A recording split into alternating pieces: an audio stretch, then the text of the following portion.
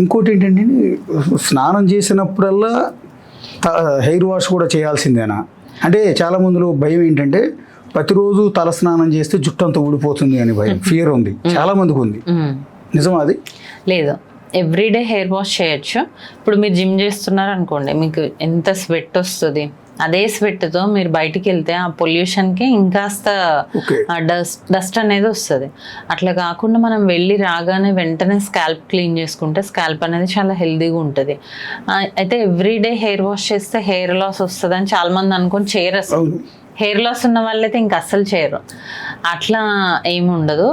Unless మనం దాన్ని ఊడుతుందా అని పీకి దాన్ని అలా చూస్తే తప్ప ఎవ్రీడే హెయిర్ వాష్ చేయడం వల్ల హెయిర్ లాస్ అనేది ఉండదు. మనం హెయిర్ వాష్ అంటే ఏంటి, స్కాల్ప్ దానిపైన ఉన్న హెయిర్ని మనం క్లీన్ చేస్తున్నాం, లోపల రూట్ని మనం ఏం డ్యామేజ్ చేయట్లేదు.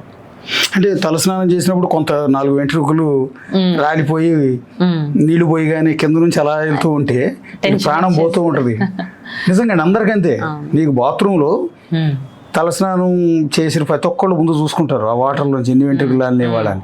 అది చూడగానే డే అంతా వాళ్ళకి తెలియకుండానే సైకలాజికల్గా. అంటే నార్మల్గా మనకి ఒక 50 హెయిర్ వరకు రోజు 50 to 100 హెయిర్ వరకు పోవచ్చు, అది ప్రాబ్లం కాదు. దానికి మించి మనకు పోతుంది అంటే అది మనం హెయిర్ వాష్ చేయడం వల్ల, ఆయిల్ అప్లై చేయడం వల్ల కాదు, ఇంటర్నల్గా ఏదో ప్రాబ్లం ఉంది, అది ఏంటి అనేది మనం తెలుసుకోవాలి.